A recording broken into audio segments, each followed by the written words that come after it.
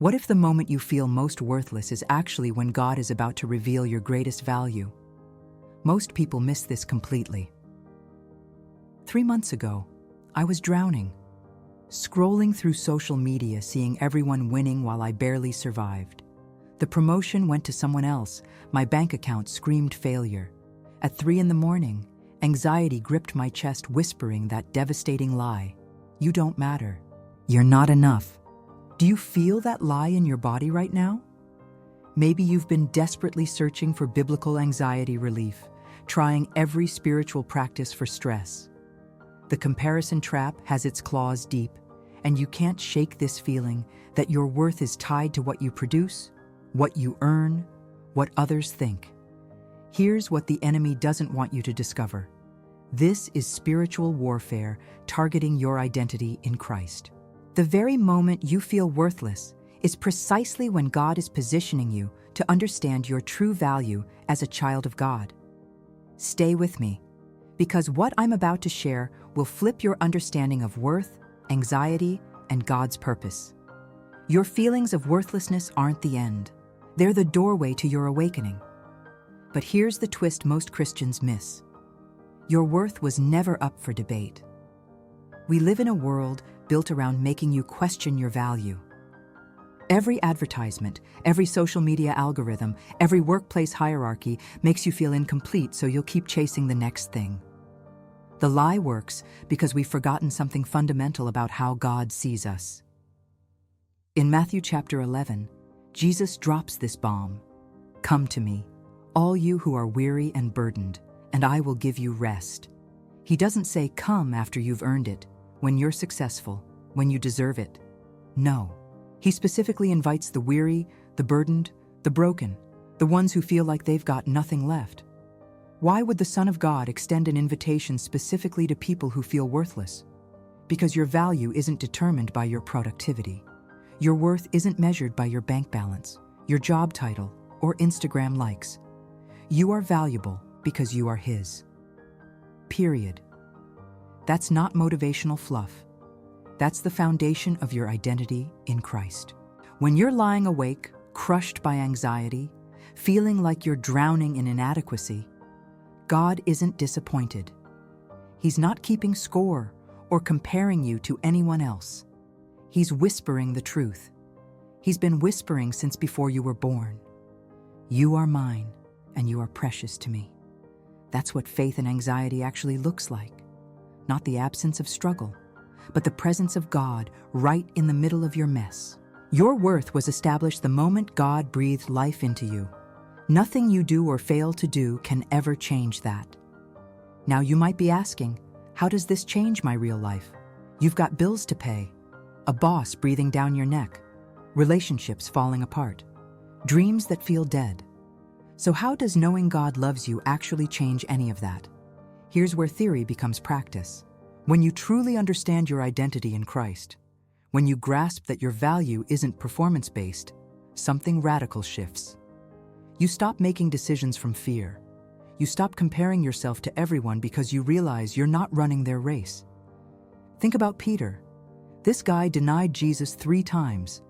At the most critical moment, he completely collapsed. By every human metric, Peter should have been disqualified. Done. Finished. Worthless. But after the resurrection, Jesus doesn't shame Peter. He asks 3 times, Peter, do you love me? Each time Peter says yes, Jesus gives him purpose. Feed my sheep. Jesus restores Peter's identity not by ignoring the failure, but by reaffirming his worth despite it. Can you see what God is doing there? Your worst moments don't define you. Your biggest failures don't disqualify you from God's purpose. God isn't waiting for you to get perfect. He's waiting for you to remember who you already are. A child of God, chosen, called, beloved. When that truth sinks in, you stop living from comparison and start living from conviction. You stop asking, am I good enough? And start asking, what is God calling me to do with the gifts He's already placed inside me? That's how faith and work stop being enemies and start being partners in your purpose. So now you might be thinking, But what about when God feels silent? What about spiritual dryness? When you've been praying for breakthrough, begging for relief from anxiety, and all you hear is silence? How do you remember your value when God feels a million miles away? Listen closely. Spiritual dryness isn't God's absence. It's God's invitation to go deeper. When you feel nothing, when emotions dry up and prayer feels like talking to a wall, that's not punishment. That's promotion. God is weaning you off emotional dependence and teaching you to trust Him even when you can't feel Him. St. John of the Cross called this the dark night of the soul. That brutal season where everything feels empty, where your spiritual practices for stress don't seem to work anymore. Some of the greatest saints went through this exact experience, not because God abandoned them, but because God was preparing them for something bigger. Think about it like this. When a baby learns to walk, loving parents don't carry them forever. At some point, you step back and let them stumble. Not because you don't love them, but because you love them too much to leave them dependent. God does the same with us. So what do you actually do when God feels silent? 3 practical steps. First, practice lectio divina for beginners. Slowly read scripture and let it sink deep into your spirit instead of rushing through it. Second, try breath prayer, a simple phrase repeated with each breath. Lord Jesus Christ, have mercy on me. It's ancient, powerful, and rewires your anxious brain. Third, do a 3-minute exam at the end of each day. 2 questions. Where did I see God today? Where did I resist Him? These aren't magic formulas. They're sacramental reminders that God is present even when He's quiet. They train your spirit to recognize Him in the stillness. And slowly, you realize something profound. The silence isn't empty. It's full of a presence that doesn't need words. Your value doesn't fluctuate based on how close God feels. It's constant, eternal, unshakable. Now let's talk about the thing nobody wants to address: money. We've been taught that prosperity equals God's blessing and poverty equals His displeasure. That's not just wrong. That's dangerous prosperity gospel poison. Here's the actual biblical view. God cares about your financial well-being, but not the way you think. Christian prosperity isn't about accumulation. It's about stewardship. It's asking, how can I use what I have to honor God and serve others? In 1 Timothy chapter 6, Paul writes, "Godliness with contentment is great gain." Not godliness with a 6-figure salary, godliness with contentment. Your worth isn't tied to your income. Your value as a child of God isn't determined by your net worth. I've met people with millions who feel completely worthless, and I've met people living paycheck to paycheck who radiate peace because they know exactly who they are in Christ. The difference isn't the money, it's the identity. 3 questions to ask yourself right now. 1. Where is money stealing my identity? Where am I letting my bank account define my worth? 2. Where am I chasing status instead of calling? Am I pursuing what God wants or what impresses people? 3. What would sacrificial generosity look like for me this week? When you give sacrificially, even when it's scary, you're declaring, my security isn't in this bank account. My security is in God. That act of faith reorients everything. That's how you find purpose in God, even when money's tight. Your worth stops being tied to dollars and starts being rooted in devotion. Here's where this gets uncomfortable for some of you. You don't feel worthless because of money or anxiety or spiritual dryness. You feel worthless because of what happened in the church. Maybe a pastor failed you. Maybe you were judged instead of loved. Maybe you witnessed hypocrisy so deep it shattered your faith. I'm not going to sugarcoat this. The church has hurt people deeply. And if that's your story, hear this clearly. Your pain is real. Your anger is valid. God grieves with you over what was done in His name. But the failure of broken people in broken institutions doesn't negate your value in God's eyes. Broken humans do broken things, but God isn't broken. His love for you hasn't wavered for 1 second. You don't have to pretend the hurt didn't happen. Real healing takes real time. Sometimes it requires therapy, confronting truth, demanding accountability.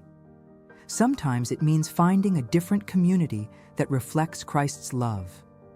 But please don't let human failure steal your identity as a child of God. The people who hurt you were wrong. Their actions don't define you. God's love defines you. Your value isn't determined by how the church treated you. It's determined by how God sees you. And He sees you as precious, worthy, irreplaceable. Now for what's crushing an entire generation, the comparison trap. You wake up, grab your phone, and within 5 minutes, you've seen 15 people living your dream life. Better job, better body, better relationship. Suddenly you feel like you're failing. Ever looked at Instagram and felt worse about yourself? Here's the truth. Social media isn't reality. It's a highlight reel, curated, filtered. People sharing their best moments while hiding their worst struggles. When you compare your messy behind the scenes to everyone else's polished highlight, you'll feel worthless every time. But comparison isn't just a social media problem. It's a spiritual problem. It's what happens when you forget your identity in Christ and start defining yourself by external metrics. In 2 Corinthians chapter 10, Paul talks about people who compare themselves with themselves and calls them foolish. Translation: comparison is a rigged game you can never win. There will always be someone richer, prettier, more successful. So what's the antidote?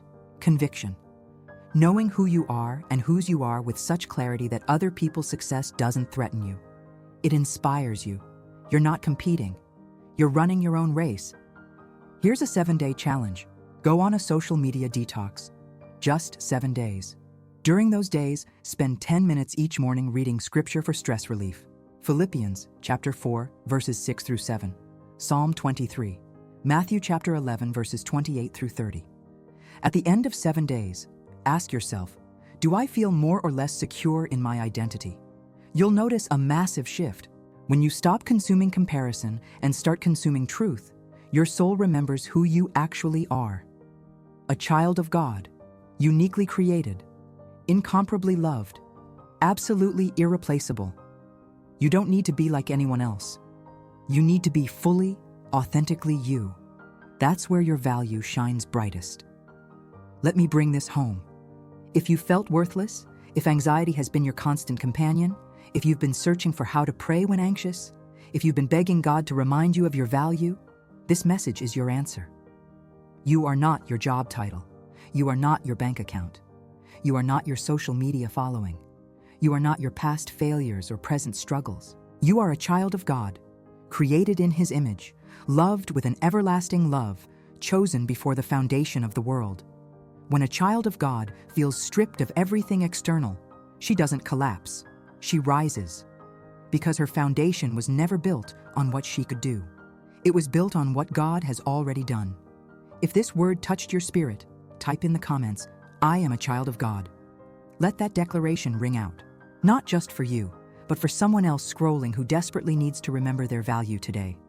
Hit that like button, subscribe to this channel, and share this video with someone who's feeling worthless. Let's build a community that reminds each other of the truth when the lies get loud. God sees you, God knows you, God loves you, and nothing in this universe can change your value in His eyes. Walk in that truth today. God bless you.